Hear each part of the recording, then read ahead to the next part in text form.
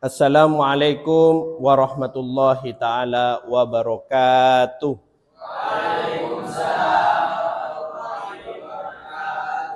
Sebelum memulai kegiatan layanan bimbingan konseling klasikal ini, alangkah baiknya kita berdoa terlebih dahulu.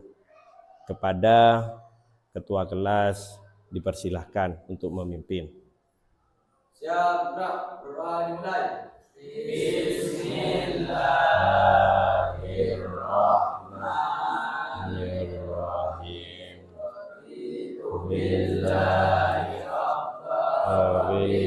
Islami dina wa bi Muhammadin nabiyya wa rasulah.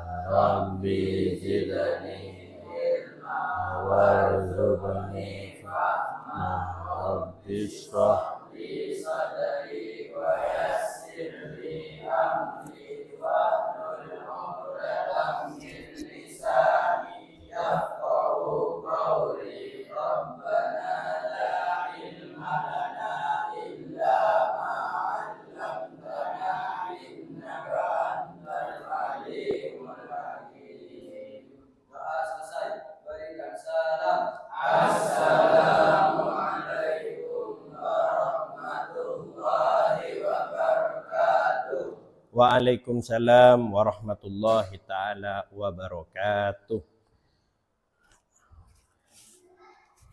Anak-anak, sebelum memulai ini, mari kita absen terlebih dahulu. Agus Salahuddin, Abdul Hadi, tidak masuk ya. Ahmad Mursidi, Anwari, Hadi Hardiansah, Haris Maulana, Muhammad Rizki, Muhammad Angga Fairuz Soleh. Apa ini? Sakit? Ya. Muhammad Rizki, Muhammad Dimas Nasiruddin, Muhammad Arga Baitullah, Muhammad Andika Pratama, Nur Muhammad Effendi, Rafi Adnan Firdaus, Rohan Erlangga, Solahuddin Subiantoro.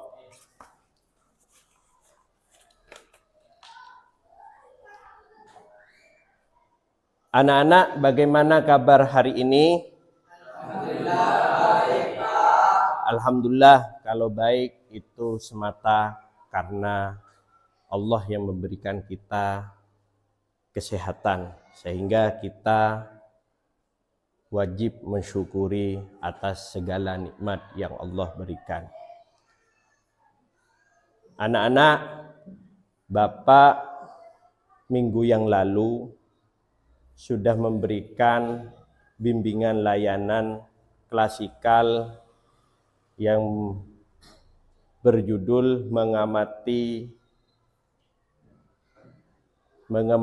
iman dan takwa di era globalisasi, di mana iman dan takwa di era globalisasi ini sangat penting. Apakah ada yang ingat dari pengamatan iman dan takwa di era globalisasi? Ya, baik. Raka, apa? Minum minuman keras. Baik. Siapa lagi? Ya. Kenakalan remaja. Ada lagi? Ya, Alvin. Pergaulan bebas. 3 ini yang dapat menghancurkan masa depan kita di era globalisasi. Oleh karena itu, iman dan takwa itu sangat diperlukan agar bisa membentengi daripada iman dan takwa pada diri kita. Baik, sebelum masuk kepada topik pembelajaran layanan bimbingan klasikal ini, Bapak ingin mengajak kalian untuk semangat terlebih dahulu, yang mana itu merupakan ice breaking agar bisa kalian termotivasi saat layanan bimbingan klasikal ini berjalan. Diharap anak-anak berdiri sejenak.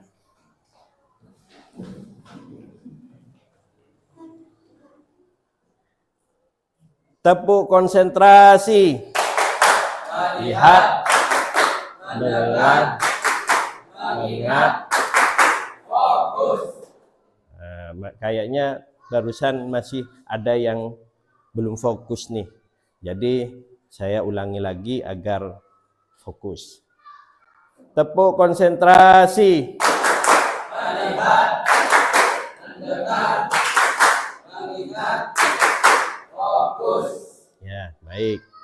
Tepuk tangan semuanya. Silahkan duduk di tempat masing-masing.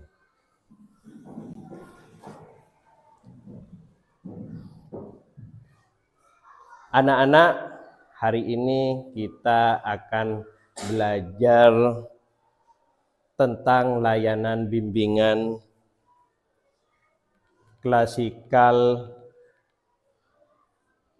yaitu judulnya Implementasi Iman dan Takwa di Kehidupan Modern. Tapi sebelum itu kita awali dengan kenapa kita harus melakukan layanan bimbingan klasikal yang berjudul tersebut. Tujuannya yaitu tujuan layanan konseling klasikal yang pertama, peserta didik atau konseli mampu memahami cara mengimplementasikan atau menerapkan iman dan takwa dalam kehidupan modern. Jadi peserta didik diajak untuk memahami daripada apa sih iman dan takwa dalam kehidupan modern. Kemudian kontrak layanan. Di dalam konseling itu mesti ada kontrak layanan antara konseli dengan konselor. Konseli itu kalian dan konselor adalah Bapak. Jadi di dalam layanan bimbingan klasikal ini, kontrak layanan hari ini yaitu kontrak layanan hari ini kita akan melakukan kegiatan selama 1 jam pelayanan. Bagaimana anak-anak, sepakat? Sepakat. Baik, kalau disepakati kontrak layanan ini, maka kita masuk pada topik hari ini. Bimbingan konseling klasikal yang berjudul Implementasi Iman dan Takwa di Era Modern. Kemudian pengertian iman. Pengertian iman di sini yaitu iman secara harfiah, secara bahasa, yaitu adalah kepercayaan atau pembenaran, kepercayaan kita kepada Tuhan yang Maha Esa ataupun Allah Subhanahu wa Ta'ala. Kemudian dan mempercayai Rasul yaitu Muhammad sebagai utusan Tuhan yang Maha Esa Allah Subhanahu wa Ta'ala. Kemudian secara pengertian secara terminologis. Secara terminologis atau istilah, yaitu iman meyakini dalam hati, mengikrarkan dengan lisan, di dalam lisan, kemudian presentasikan dalam perbuatan. Artinya apa? Artinya kita percaya bahwasanya kita memiliki Tuhan Allah yang Maha Esa dan Rasul Muhammad sebagai utusannya. Kemudian tidak berhenti di situ, karena ucapan dan perasaan tidak bisa menjadi gambaran. Gambarannya adalah sebuah realisasi di dalam kehidupan. Bagaimana cara mempresentasikan iman kepada Allah dan Rasul Muhammad. Kemudian iman pengertian yang ketiga, yaitu iman secara hadis Nabi Muhammad Sallallahu Alaihi Wasallam, yaitu keyakinan bulat yang dibenarkan di dalam hati, diucapkan di lisan, kemudian dilaksanakan secara perbuatan. Jadi Nabi Muhammad sebagai nabi yang diutus oleh Allah, yaitu memberikan akidah-akidah yang harus kita laksanakan dan sebuah larangan yang kita tidak harus mengerjakan. Artinya tidak mengerjakan. Seperti itu. Kemudian seperti akidah-akidahnya seperti sholat, kemudian zakat, ataupun hal-hal yang baik. Kemudian pengertian takwa. Pengertian takwa yaitu memelihara diri dari siksa Allah dengan mengikuti perintahnya dan menjauhi segala larangannya. Tidak cukup diartikan dengan takut saja. Artinya takwa itu kita mengikuti apa yang diperintah Allah lewat Rasul yang diutus, yaitu Nabi Muhammad, dengan akidah-akidah yang sesuai dengan apa yang diperintah Allah, kita laksanakan perintah seperti itu, seperti sholat, puasa, zakat, ataupun hal-hal yang baik yang menunjang secara keagamaan. Kemudian juga menjauhi segala larangannya. Apa yang Rasul Muhammad itu di dalam akidah-akidahnya dilarang, kita harus menjauhi seperti apa? Seperti tidak sholat, kemudian mabuk-mabukan, seksualitas, pergaulan bebas, dan lain sejenisnya. Bukan hanya diartikan dengan takut saja. Makanya Bapak barusan mengatakan bukan hanya secara lisan dan perasaan saja, akan tetapi bagaimana caranya kita melakukan apa yang Allah dan Rasul Muhammad itu perintah. Kalau lisan kita mudah atau bisa dibikin-bikin. Tapi kalau sudah kita yang berbuat, maka lisan dan ada keserasian lisan dan hati sehingga kita bisa melakukan perbuatan tersebut. Kemudian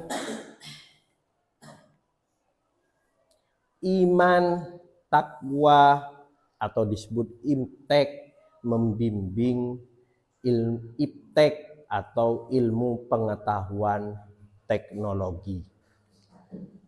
Globalisasi melahirkan beberapa kemudahan, namun juga melahirkan kecenderungan destruktif. Anak-anak, adakah yang tahu apa itu kecenderungan destruktif? Adakah yang tahu? Adakah yang tahu apa kecenderungan destruktif? Tidak ada ya. Bapak akan menjelaskan apa itu kecenderungan destruktif. Kecenderungan destruktif yaitu kecenderungan yang merusak. Kecenderungan yang merusak apa? Yaitu kecenderungan yang merusak itu hal yang tertarik pada hal tersebut, kepada benda tersebut. Secara keagamaan kita dikenal sebagai nafsu. Nafsu itu artinya kecenderungan diri terhadap sesuatu atau benda. Jadi kalau kecenderungan kita itu kepada hal yang merusak, berarti ini adalah kecenderungan yang negatif. Yang harus diwaspadai di era globalisasi ini. Misalnya, satu, terciptanya gaya hidup materialistik yang semakin meningkat. Artinya dengan kecenderungan destruktif di era globalisasi itu, artinya kita terbiasa hidup serba material. Apa-apa kita hitung secara material. Jadi ketika hidup materialistik ini tidak kita mawas diri, maka mengakibatkan kesalahan fatal. Karena apa? Karena dengan hidup materialistik ini yaitu kita akan mempunyai hidup hedonisme. Apa hidup hedonisme itu? Yaitu kehidupan yang berlebih-lebihan. Contohnya,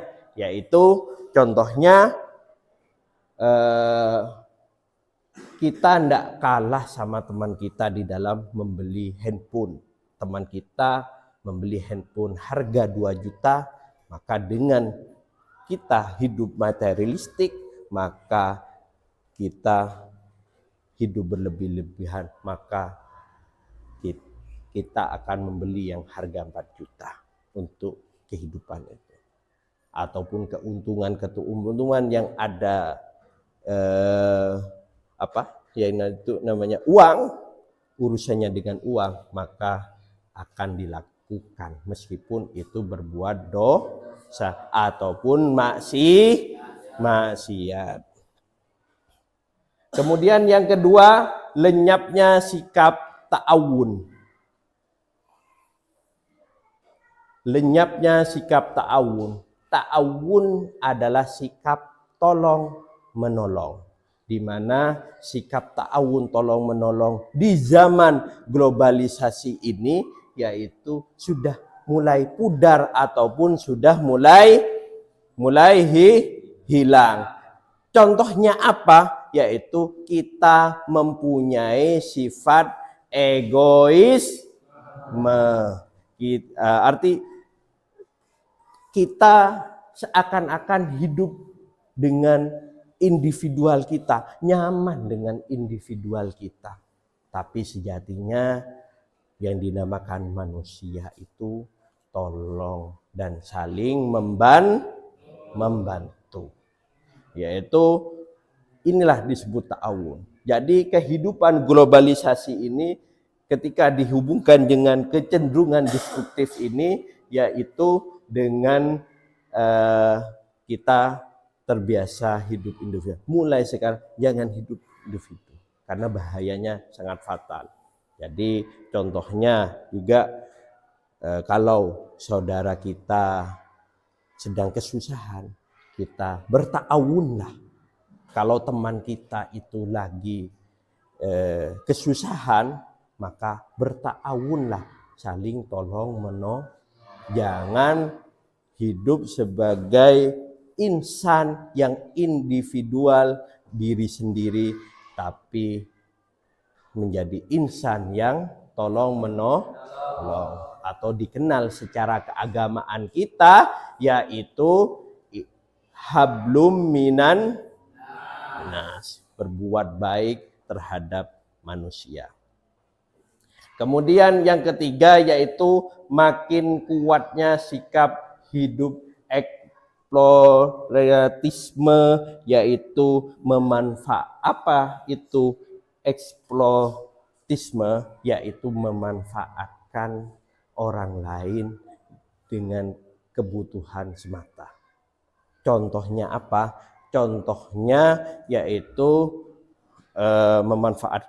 menjadikan perempuan sebagai pemuas seksualitas, dijuallah perempuan dan lain semacam. Teman-teman kita difoto kemudian dijual di sosmed. Kemudian juga yaitu yang berbau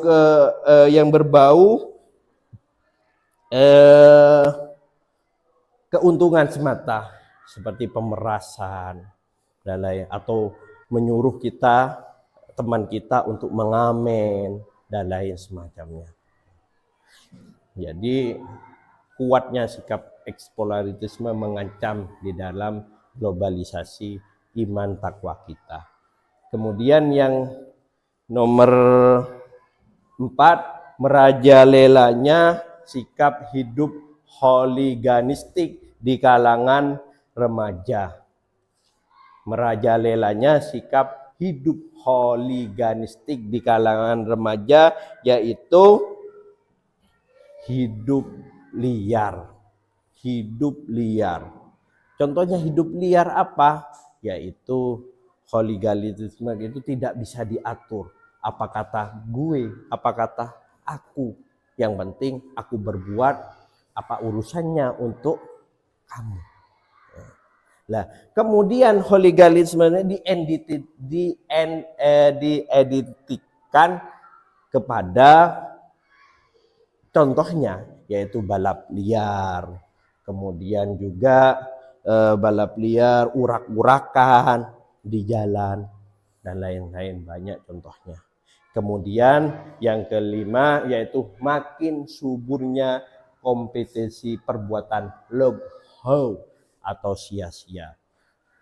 Jadi ini yang sangat mengancam, yaitu contohnya itu seperti kita berlama-lama main game, kemudian juga yaitu main sosial media sampai tidak ingat waktu sholat dan lain sejenisnya, sehingga ini mengancam iman dan takwa kita di era globalisasi. Kemudian jika dirujuk pada Al-Quran, maka peran imtak dalam kehidupan antara lain. Yang pertama yaitu peran imtak, iman dan takwa. Yang pertama, melenyapkan kepercayaan pada selain Allah. Yaitu melenyapkan, bagaimana melenyapkan? Yaitu tidak percaya kepada Allah, menggantungkan kepada orang lain. Artinya dia mulai tidak percaya dengan kesibukan dan lain semacamnya. Dia tidak istilahnya menjadikan orang lain itu sebagai tumbuhan. Itu sangat berbahaya. Maka di dalam agama kita yaitu ikhtiarlah, bekerjalah, setelah itu bertawakallah kepada Allah Subhanahu wa ta'ala. Karena dengan bertakwakal kepada Allah, semua hal akan ada jalan keluarnya. Maka jangan sampai kita menumpukan segala hal sesuatu kepada selain Allah. Makanya dalam hasbunallah wa ni'mal wakil, ni'mal maula wa ni'mal nasir, wala haula wala quwata illa billah. Ta'ala. Maksudnya yaitu silahkan kalian yaitu berusaha dan lain semacamnya. Selanjutnya kita serahkan kepada Allah. Kemudian yaitu semangat hidup dan tidak takut mati. Nah, jadi kalau kita kuat iman dan takwa kita, maka kita akan bersemangat untuk hidup dan tidak takut mati. Yaitu. Makanya dalam keagamaan kita yaitu kullu nafsin dha'iqatul maut. Setiap yang bernyawa pasti akan menemukan kematian.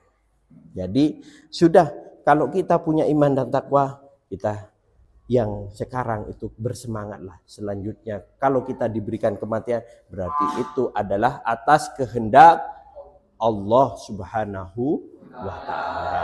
Jadi berarti kita harus bersemangat, kemudian tidak takut mati. Kemudian ketentraman jiwa. Kalau iman kita dan takwa kita kuat dalam hati, maka selanjutnya yaitu tentram jiwa kita. Karena kita percaya kita milik Allah. Dan semuanya karena Allah, karena Tuhan yang Maha Esa Allah. Dan semuanya akan kembali kepada Allah. Kalau itu ditanamkan dengan kuat, maka tentramlah jiwa kita. Sama halnya ketika kita jadi seorang siswa, maka otomatis kalau kita memiliki iman dan takwa, di samping kita harus berusaha belajar, kemudian semangat hidup ketika menjadi siswa bersekolah, kemudian kalau kita iman dan takwa itu kuat, maka di sekolah itu terasanya nyaman, tentram di sekolah.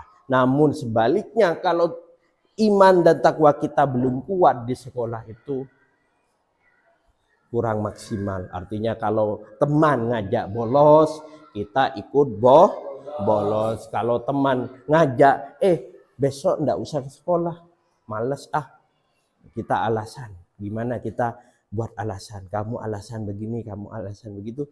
Nah itu berarti keimanan dan ketakwaan kita masih belum kuat pada diri kita. Kalau sudah kuat, sudah. Saya belajar karena Allah, saya belajar untuk mendapatkan ilmu, memperoleh ilmu, dan selanjutnya saya kembalikan kepada Allah. Karena Allah yang mengatur segalanya dan maha kuasa atas kehendaknya.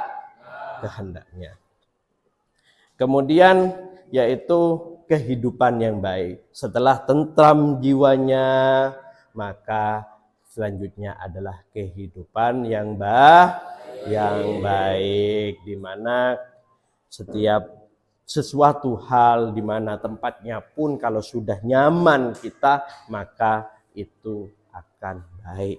Kalau di sekolah itu beneran menjaga iman dan takwa, maka di sekolah itu bersikap baik. Dengan cara apa? Menghormati guru, memuliakan guru, menghargai yang lebih tua, dan menyayangi yang lebih muda. Jadi hidup baik, berperilaku yang baik.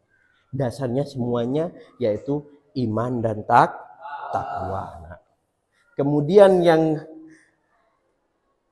5 yaitu tumbuh sifat ikhlas. Nah, dengan kita hidup yang baik, maka ikhlas itu akan tertanam pada diri kita. Apa-apa hal yang tidak didasari dengan ketentraman jiwa, dengan baik diri, maka tidak ada dalam hatinya, yaitu yaitu ikhlas. Seperti itu. Kalau sudah ikhlas, kita serahkan semuanya kepada Allah, kita gantungkan semuanya karena Allah, maka hati tentram, baik perilaku, dan kita bisa ikhlas. Karena ikhlas ini adalah tingkatan orang-orang yang dekat sama Allah. Wali-walinya Allah, itu semuanya punya ikhlas. Sehingga karena apa punya ikhlas? Yaitu salah satunya karena adanya peran iman dan takwa yang sangat tinggi dan sangat tajam pada Allah. Kemudian yaitu keberuntungan. Ketika kita sudah ikhlas, maka kita akan beruntung, maka kita akan memiliki derajat tinggi di sisi Allah.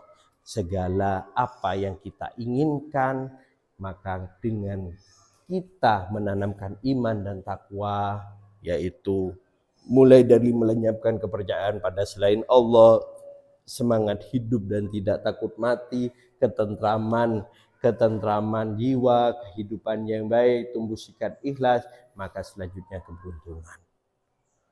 Nah, al-mu'min aflah, yaitu seorang mukmin adalah beruntung. Koma, yaitu wa aflahil mu'min huwa ikhtisaril wa amalih imanan wa taqwa. Jadi seorang mukmin itu beruntung bila mana keberuntungan tersebut itu dilaksanakan ketika memiliki keimanan dan ketakwaan. Kalau tidak punya iman, takwa, kita tidak akan beruntung. Karena yang mengatur segalanya adalah Allah yang memiliki segalanya. Yang kemudian yang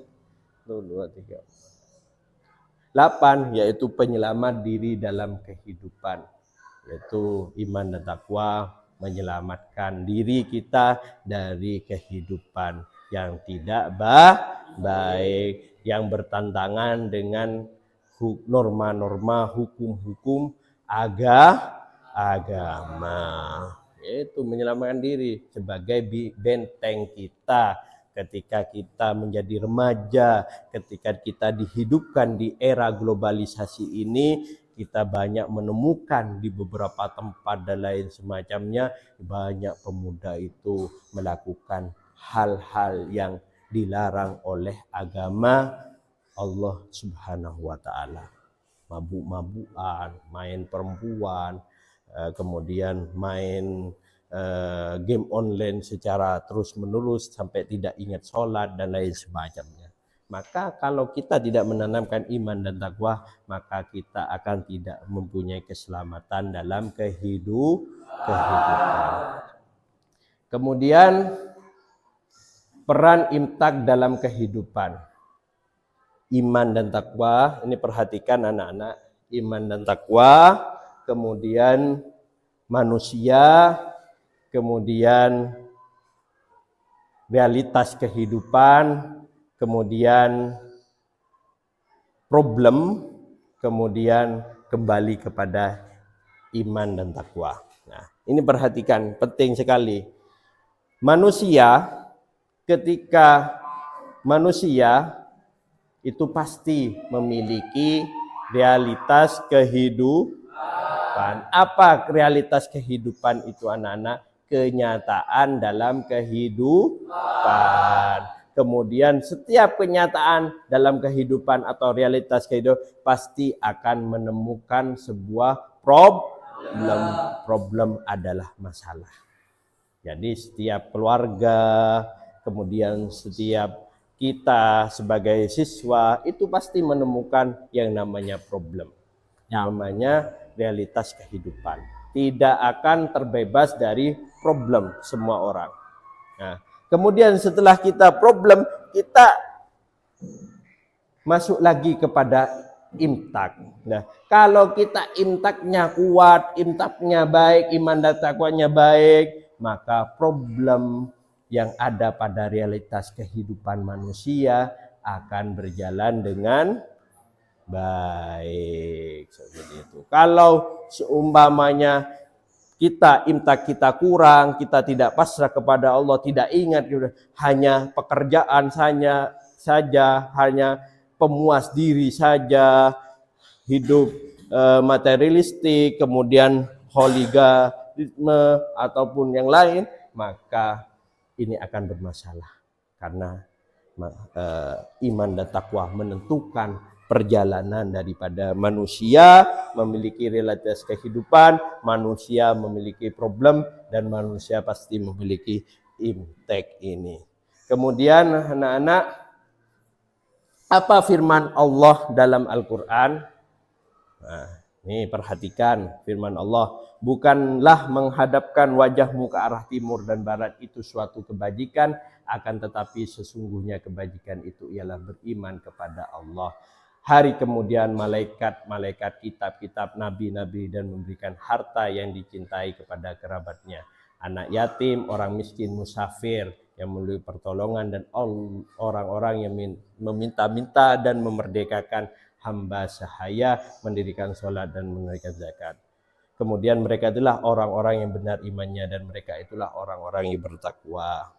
Kemudian surat ini kutipan dari Quran, surat Al-Baqarah ayat 177. Nah, komponen iman dan takwa ini yang pertama yaitu iman kepada Allah yang pertama, yang kedua malaikat Allah, kemudian yang ketiga kitab Allah, yang keempat Rasulullah, yang kelima hari akhir, yang keenam qada dan kadarnya Allah.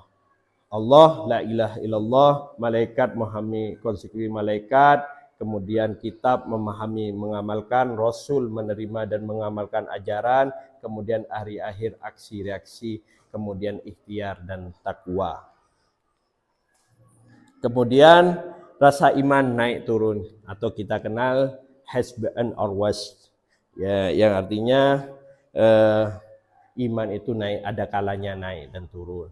Makanya kita sebagai orang yang paham dengan agama, maka kita dituntut yaitu kita banyak berzikir kepada Tuhan yang Maha Esa, yaitu diambil dalam Quran Al-Anfal, Al-Mu'minun, Al-Anfal lagi, kemudian setelah itu An-Nur, Al-Hujarat, Ibrahim.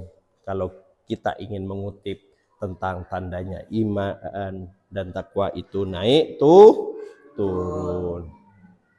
Ini.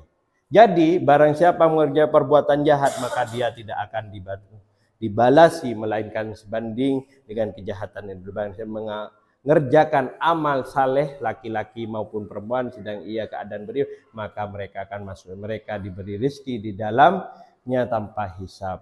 Quran surat Al-Mu'minun.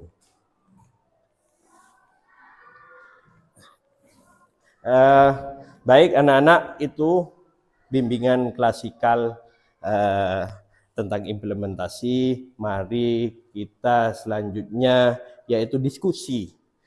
Diskusi ini dibagi menjadi 3 kelompok, yang kelompok 1, kelompok 2, dan kelompok 3. Artinya kita diskusi yang sudah kalian dapatkan. Ayo dipersilahkan pada kelompoknya.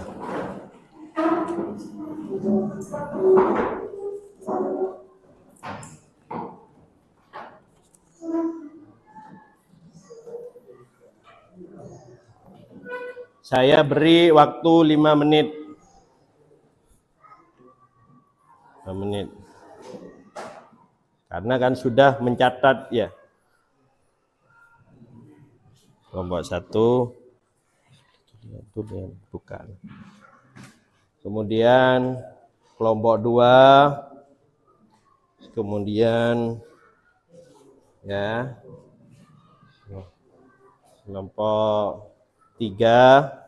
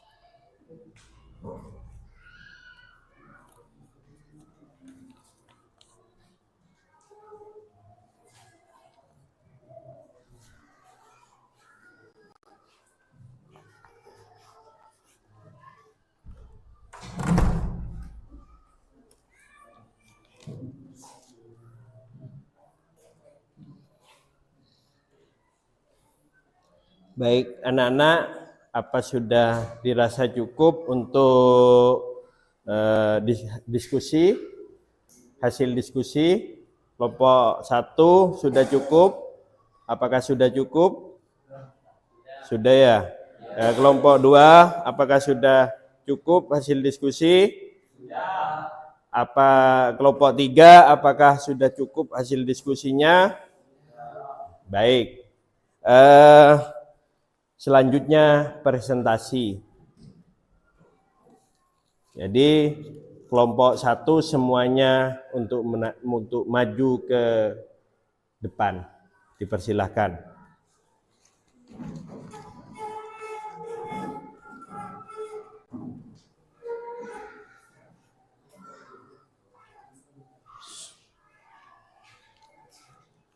Ayo ketua kelompoknya dipersilahkan untuk menyampaikan hasil diskusi.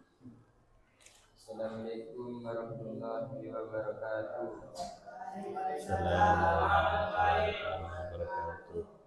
Saya dari kelompok 1 mau menyampaikan hasil diskusi. Yang pertama, bagaimana peran takwa dalam menghadapi tantangan hidup di era modern? Jawabannya adalah iman dan takwa merupakan dasar bagi manusia untuk menghadapi tantangan dan persoalan hidup, terutama di era modern. Takwa adalah kemampuan seseorang untuk menjalankan perintah Tuhan dan menjauhi segala larangannya. Yang kedua, bagaimana cara meningkatkan iman dan takwa dalam kehidupan modern? Jawabannya adalah berikut beberapa cara untuk meningkatkan iman dan takwa. Yang pertama, memperbaiki salat. Yang kedua, memperbanyak zikir. Yang ketiga, membaca Al-Quran. Yang keempat, berkumpul dengan orang soleh. Yang kelima, mengevaluasi diri. Yang keenam, istiqomah dengan syariat Islam. Dan yang ketujuh, menjauhi perbuatan maksiat. Yang ketiga, bagaimana penerapan konsep takwa dalam kehidupan modern? Jawabannya adalah dalam Islam, takwa merupakan ukuran kehormatan seseorang di hadapan Allah SWT. Orang yang bertakwa akan mendapatkan pengampunan, ditutupi kesalahannya, dan diberi balasan pahala yang besar. Sudah.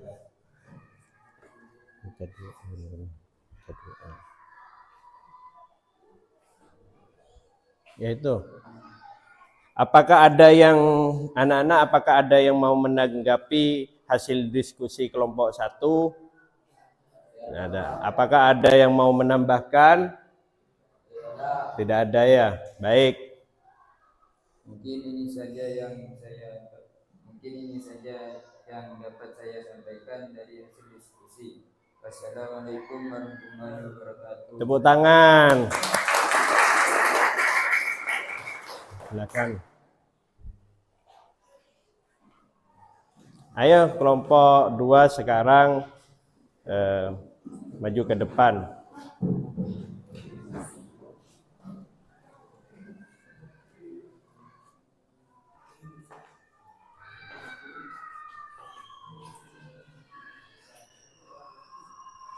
Ayo dipersilakan ketua kelompoknya untuk hasil diskusi. Assalamualaikum warahmatullahi wabarakatuh. Waalaikumsalam warahmatullahi taala wabarakatuh. Saya dari kelompok 2 mau menyampaikan hasil diskusi. Yang pertama, tuliskan apa saja yang dapat meningkatkan iman dan takwa pada masa modern seperti sekarang ini. Jawabnya adalah beberapa cara untuk meningkatkan iman dan takwa dapat dilakukan dengan akrab dengan Al-Quran, istiqamah dengan syarat Islam, menjauhi perbuatan musyrik dan bergaul dengan orang soleh. Yang kedua, bagaimana para iman dan takwa dalam menghadapi tantangan di zaman modern saat ini? Jawaban adalah iman dan takwa menjadi dasar bagi manusia dalam menjawab berbagai persoalan dan tantangan dalam kehidupan, terutama pada dunia modern seperti sekarang ini. Setiap manusia yang mempunyai keimanan dan ketakwaan akan mudah mencari jalan keluar bagi setiap masalah yang dialaminya. Yang terakhir, apakah tujuan dari iman dan takwa dalam kehidupan modern? Jawaban adalah iman dan takwa menjadi dasar sekaligus menjadi inspirasi bagi kemajuan umat Islam. Juga umat Islam tidak cukup mempercayai keberadaan dan kekuasaan Allah saja, tetapi harus melanjutkan dengan amal soleh, yaitu amal kebaikan yang akan memberikan manfaat yang sebesar-besarnya untuk makhluk hidup. Ya itu. Adakah dari kelompok lain untuk menanggapi dari presentasi kelompok 2? Tidak ada. Adakah yang dari kelompok lain yang mau menambahkan atau memberikan saran kepada kelompok 2? Tidak ada. Baik. Mungkin ini saja yang dapat saya sampaikan dari hasil diskusi. Assalamualaikum warahmatullahi wabarakatuh. Waalaikumsalam warahmatullahi taala wabarakatuh. Dipersilakan untuk duduk kembali. Untuk kelompok 3 dipersilahkan untuk maju ke depan.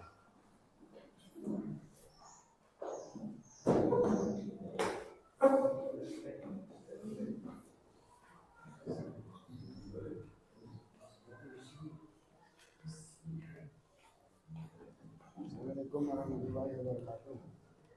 Saya di kelompok 3 menyampaikan hasil diskusi. Yang pertama, bagaimana hubungan iman dan takwa dalam kehidupan? Jawaban, iman dan takwa adalah dua sisi mata uang yang tak bisa dipisahkan. Iman merupakan kendaraan bagi seorang untuk mencapai takwa. Tanpa iman tak mungkin seorang akan mencapai takwa. Takwa adalah kemampuan seorang dalam menjalankan segala perintah Tuhan dan menjauhi segala larangannya. Adakah dari kelompok lain yang mau menambahkan ataupun memberikan saran ataupun mau memberikan apa kepada kelompok 3? Tidak ada. Baik. Kalau tidak ada, mungkin ini saja yang dapat saya sampaikan. Assalamualaikum warahmatullahi wabarakatuh. Silakan kembali.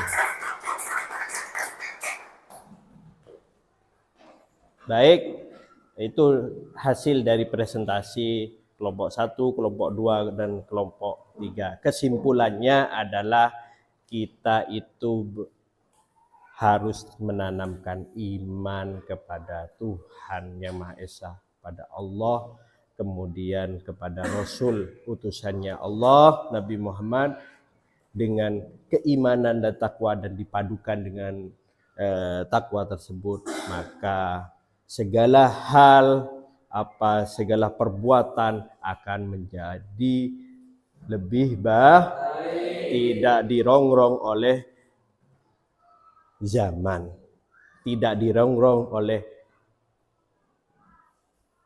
global yang sangat mencekam, yang sangat menakutkan, kemudian permasalahan destruktif seperti yang Bapak sajikan tadi itu.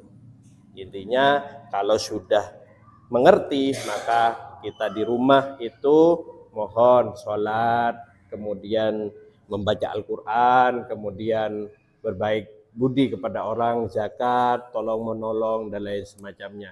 Dengan kita bisa menjaga hal itu, maka ketentraman akan ada pada diri kita, keselamatan akan ada pada diri kita. Itu saja dari layanan bimbingan klasikal hari ini. Bapak akhiri dengan menyuruh anak-anak untuk menutup, ketua kelasnya menutup dengan bacaan penutup doa. Setelah itu Bapak ucapkan salam.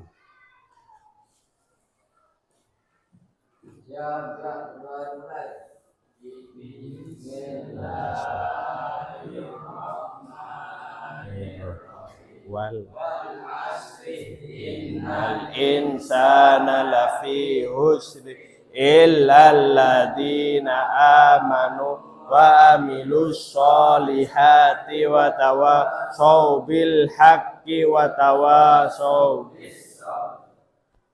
Bapak akhiri bimbingan klasikal hari ini. Assalamualaikum warahmatullahi taala wabarakatuh. Waalaikumsalam.